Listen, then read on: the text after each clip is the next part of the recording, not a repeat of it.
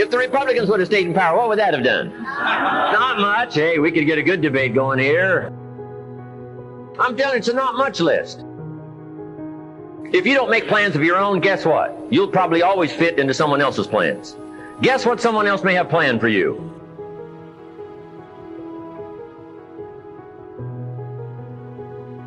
Then what's going to make the difference? You're going to have to make the difference. You're going to have to take charge. Now, Mr. Schoaf, my teacher, gave me a promise, and I want to give you that promise now. Here was the promise I got, and I bring it to you. Here's what my teacher said. If you will change, Mr. Rohn, he said, if you will change, everything will change for you. You don't have to change the government. You don't have to change prices. You don't have to change taxes. Forget all that. He said, if you will change, everything will change for you. And the first thing you start changing is what?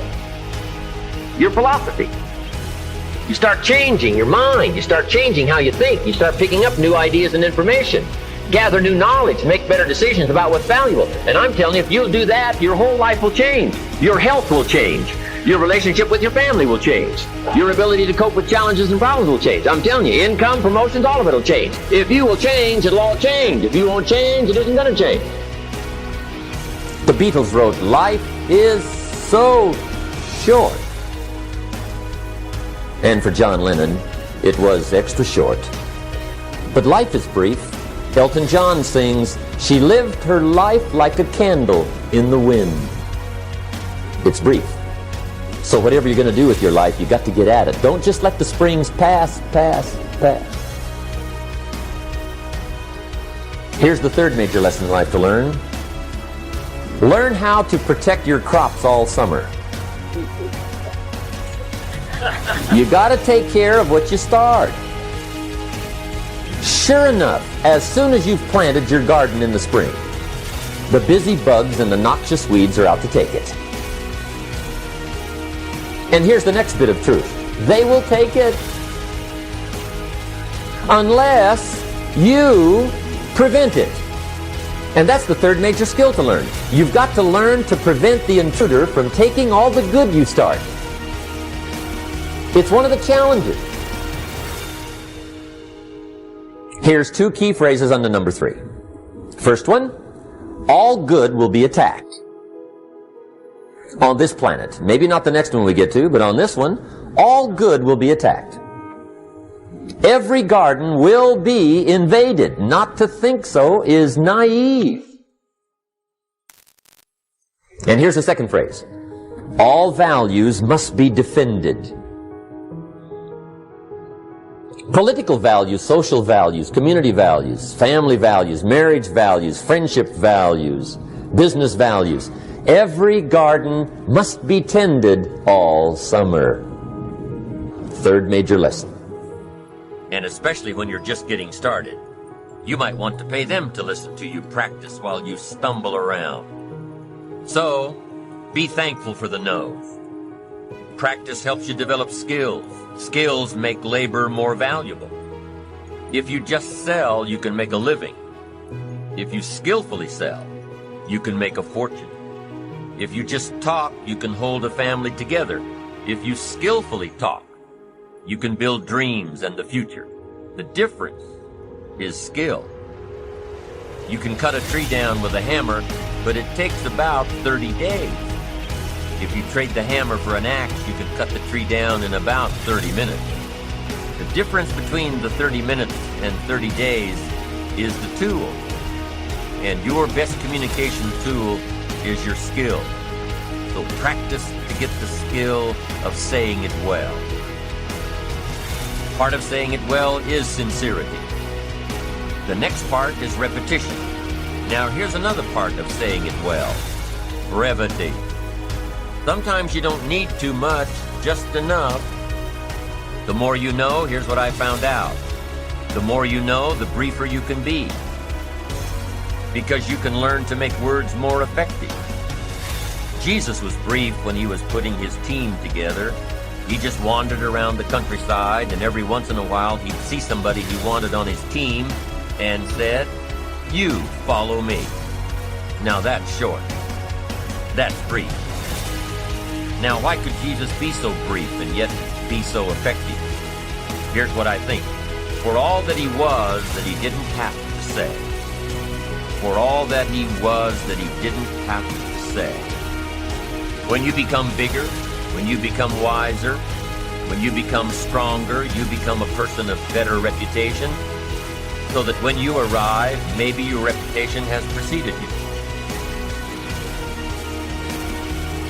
Okay.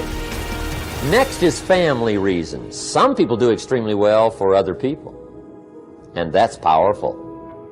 Human beings can greatly affect each other.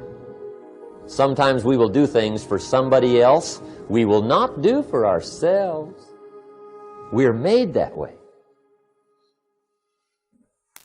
I met a man one time who said, "Mr. Rohn, to do all the things I want to do with my family around the world," he said, "I got to have at least $250,000 a year." I thought, incredible.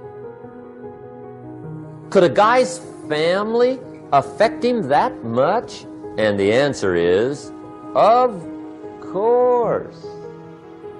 How fortunate are the people that find themselves greatly affected by somebody for personal achievement.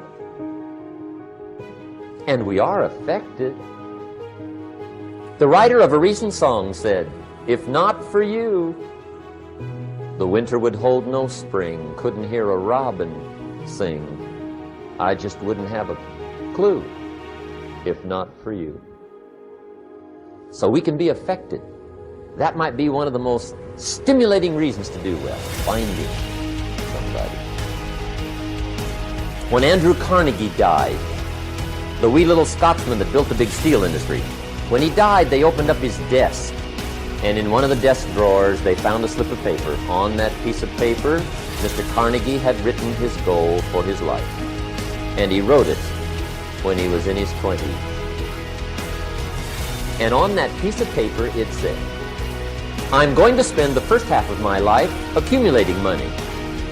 I'm going to spend the last half of my life giving it all away." What a goal. He got so inspired by that goal that the first half of his life, he accumulated $450 million.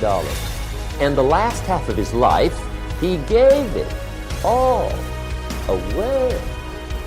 Your life comes down to your decisions. And if you change your decisions, you will change everything. I think life is substantiated by whatever impact or whatever contribution you can make while you're alive. The finish line is the same for everyone. We're all ending up in the same place. But while we're here, what contribution can you make? Life shrinks and life expands in direct proportion to your willingness to assume risk. The most dangerous thing you can do in your career, the most dangerous thing you can do in life It does not matter where you come from. I have seen people come out of the desert, walk across the desert, being born in the most dire of circumstances. Doesn't matter what your mama did, whether she did or had a PhD or no D. What matters is now, this moment, and your willingness to see this moment for what it is, accept it, forgive the past, take responsibility, and move forward. And if you're sitting around waiting on somebody to save you, to fix you, to even help you, you are wasting your time, because only you have the power to take responsibility to move your life forward. And the sooner you get that, the sooner your life gets into gear. To me, there's no such thing as luck, okay? All luck is preparation meeting opportunity, plain and simple. You have to be ready, prepared for that situation. If you're an employee of this company and the boss puts you into a pressure situation, that's a privilege. He believes in you. You better deliver. If you don't, that situation goes to somebody else. You may never get that opportunity again. Everything matters. I think my imagination has always kept me going, you know what I mean? It's like, just imagine myself collecting awards. Just imagine myself, getting big parts. Imagine myself working with the greatest actors. Everybody can imagine themselves, what I'm saying? Well, you know what, actually, yeah, I can see myself, being an influencer in clothes, because I can make that happen,